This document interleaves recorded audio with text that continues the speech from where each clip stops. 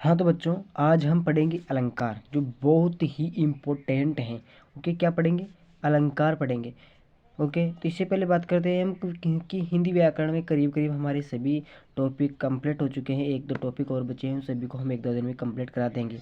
Okay, तो आज हमारा है अलंकार। ओके, तो सबसे पहले हम देख लेते हैं अलंकार की उत्पत्ति, इसके बारे में थोड़ा विस्तार से जान लेते हैं। ओके, तो देखो, अलंकार दो शब्दों से मिलकर बना होता है। ओके, किससे? अलंकार दो शब्दों से मिलकर बना होता है। ओके, किसी क्या होता है? अलंकार दो शब्दों से मिलकर बना होता है। अलम प्लस कार, किससे? अलम प्लस कार। यहाँ पर अलम का अर्थ होता है आभूषण। क्या होता है?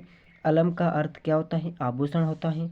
मानव समाज बहुत ही सौंदर्यपाशक है, उसकी प्रवृत्ति के कारण अलंकारों को जन्म दिया गया है। मानव का जीवन बहुत ही सौंदर्य है, बहुत ही अच्छा है, इसलिए अलंकारों का भी जन्म हुआ है। ओके, जिस तरह नारी सुंदरता को बढ़ाने के लिए आभूषणों को प्रयोग में लाई जाती हैं या लाती है, उसी प्रकार भाषा को सुंदर बनाने के लिए अलंकारों का प्रयोग किया जाता है।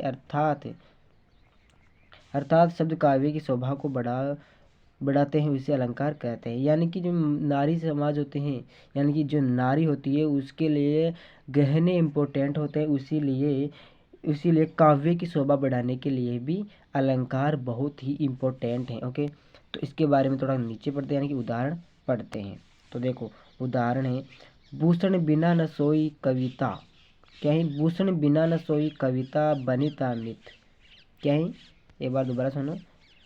भूषण बिना न सोई कविता बनिता मित। भूषण यानी आभूषण बिना कोई नहीं सोती। ओके, ये कविता है और बनिता है। ओके, तो अब देखो अलंकार के भेद।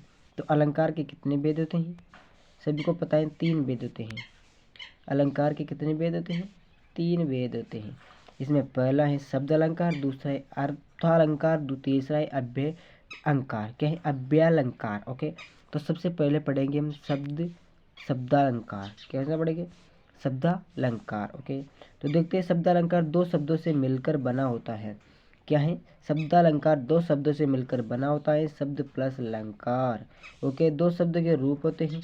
पहला ध्वनि और अर्थ। शब्द का अर्थ होता है ध्वनि, अलंकार का अर्थ ध्वनि नहीं होता है, इसका अर्थ होता है ध्वनि और अर्थ। ध्वनि के आधार पर शब्दालंकार की दृष्टि होती है। जब अलंकार किसी विशेष शब्द की स्थिति में रहे। क्या है? अलंकार किसी विशेष शब्द की स्थिति में रहे और उस शब्द की जगह पर कोई और पर्यायवाची शब्द जोड़ दिया जाए या रख देने से उस शब्द का अस्तित्व न रहे, उसे शब्दालंकार कहते हैं। ओके, तो अभी उदाहरण में देख लेंगे स्पष्ट तरीके से। ओके, अर्थात जिस अलंकार में शब्दों को प्रयोग करने से चमत्कार हो जाता है, यानी जिस शब्दों में अलंकार का प्रयोग करने से शब्द चमक जाते हैं और उन शब्दों की जगह पर समानार्थी शब्द को रखने से वे चमत्कार समाप्त हो जाए, वह शब्दालंकार होता है। समानार्थी यानी उसके समान ही कोई दूसरा शब्द जोड़ दिया जाए तो और ही चमत्कार हो जाता है। ओके, इसके उदाहरण भी देखेंगे हम अभी। ओके, इसके उदाहरण नहीं है तो देखते हैं शब्दालंकार। शब्दालंकार के भेद। तो शब्दालंकार ये काम में नहीं आते हैं, इनके भेद ज़्यादा काम में आते हैं। तो पहला है अनुप्रास अलंकार, दूसरा है यमक अलंकार, तीसरा है पुनरुक्ति अलंकार, चौथा है विप्सा अलंकार, पांचवा है वक्रोक्ति अलंकार, छठा है श्लेष अलंकार। अलंकार। ओके, अब पढ़ेंगे अनुप्रास अलंकार क्या होता है। क्या है? अनुप्रास अलंकार क्या होता है, तो इसके बारे में थोड़ा सा हम देख लेते हैं। अनुप्रास शब्द दो शब्दों से मिलकर बना है। अनु प्लस प्रास। अलंकार में यह देखने को मिलेगा कि ये कितने शब्दों से मिलकर बना है, इनका अर्थ क्या होता है, इनके भेद क्या होते हैं, ज़्यादातर यही पूछे जाते हैं। यहाँ पर अनु का अर्थ है बार बार। अनु का अर्थ क्या होता है? बार बार। और प्रास का अर्थ होता है वर्ण, जो वर्ण बार बार आए। शब्द किसी वर्ण की बार बार आवृत्ति हो तो वह जो चमत्कार होता है उसे अनुप्रास अलंकार कहते हैं।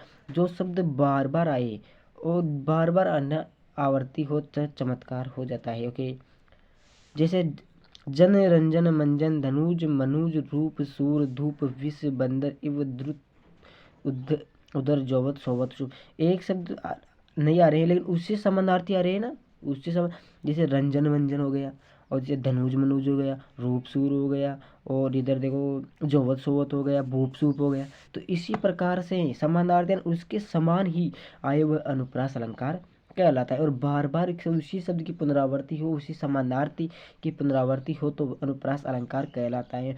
इसमें यह ट्रिक है कि जो शब्द बार बार आए और समानार्थी हो वह क्या कहलाता है, अनुप्रास अलंकार कहलाता है। ओके, अब देखो अनुप्रास के भी भेद होते हैं। तो अनुप्रास के कितने भेद होते हैं, 5 भेद होते हैं, यानी कि 5 भेद होते हैं। पहला है छेकानुप्रास अलंकार, दूसरा है वृत्यानुप्रास अलंकार, तीसरा है लाठानुप्रास अलंकार, चौथा है अंत्यानुप्रास अलंकार, पांचवा है श्रुत्यानुप्रास अलंकार। ओके, तो सबसे पहले पढ़ेंगे हम पहला। ओके, कैसे पढ़ेंगे, पहला पढ़ेंगे। तो देख तो पहले में छेकानुप्रास अलंकार क्या होता है इसके बारे में थोड़ा विस्तार से हम जानकारी प्राप्त कर लेते हैं। ओके, जहाँ पर स्वर और क्रम से अनेक व्यंजनों की आवृत्ति एक बार हो वहाँ छेकानुप्रास अलंकार, वहाँ छेकानुप्रास अलंकार होता है।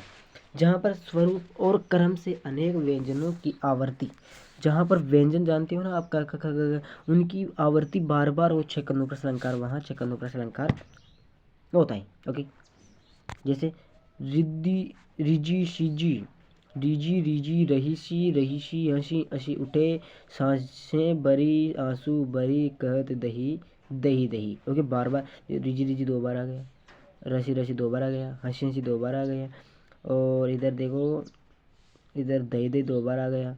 ओके, इसी प्रकार से बार बार आने वाले शब्दों को छेकानुप्रकाश अलंकार कहते हैं, जो छेका से हो। ओके, अब देखो इधर दूसरा है हमारे पास व्युत्पन्नानुप्रास अलंकार, वृत्यानुप्रास अलंकार। जब एक व्यंजन की आवृत्ति अनेक बार हो वे वृत्यानुप्रास अलंकार कहते हैं। अब देखो चामर सी चंदन सी चंदन सी चांदन चमेली चारू चंद सुगर है, बार बार आ रहे हैं। इधर देखो सी आ गया, इधर भी सी आ गया, इधर भी सी आ गया।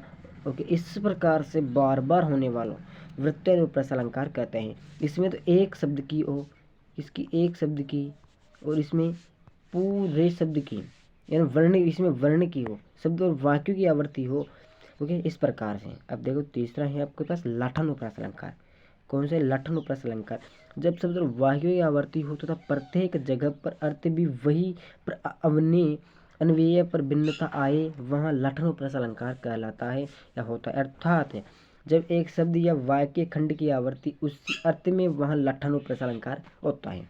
जैसे जैसे तुग बहादुर हाँ वे गुरु पदवी के पात्र समर्थ, तेग बहादुर हाँ वे वही गुरु पदवी जिनके। देखो देखो वही, ये देखो तेग बहादुर, ये आ गई यहाँ से, यहाँ तो एक ही है, जिनके नहीं, तेग बहादुर हाँ, एक मिनट रुको, यहाँ से लेके और वे गुरु पदवी यहाँ तक एक है, और यहाँ से लेकर भी एक है, पूरा ही वाक्य अलग है, बस यहाँ से थोड़ा सा अलग है। इस प्रकार से वो लाठानुप्रास अलंकार कहलाता है। अब देखो चौथा है हमारे पास अत्यानुप्रास अलंकार। अत्यानुप्रास अलंकार, जहाँ अंत में तुक मिलती है वह अत्यानुप्रास अलंकार कहलाता है। अंत में तुक लगा दी जिसने आकर आग कहा संजय के नाग, आग ताग मिलता जुलता है ना, अनुप्रास अलंकार कहलाता है। तुक मिलता हो, यानी कि आपस में कुछ ना कुछ मिलता हो, तुक दुक बुक दुक, ऐसा ऐसे मिलता है, अंत में जाकर मिले, इस प्रकार से। ओके, अब लास्ट हमारा 5वां है श्रुत्यानुप्रास अलंकार। क्या होता है, जहाँ पर कानों को मधुर लगने वाले वर्णों की आवृत्ति हुआ श्रुत्यानुप्रास अलंकार कहलाता है। दीनानाथ थे दीनानाथ डूबते, सदैनु आते घर गवाल बात थे। ओके, इस प्रकार से वाक्य आए वह श्रुत्यानुप्रास अलंकार कहलाता है। ओके, तो ये हमारे 5 कंप्लीट हो चुके हैं। तो कल हम पढ़ेंगे यमक अलंकार। आज इतना ही काफ़ी है। ओके बच्चों, कल मिलेंगे।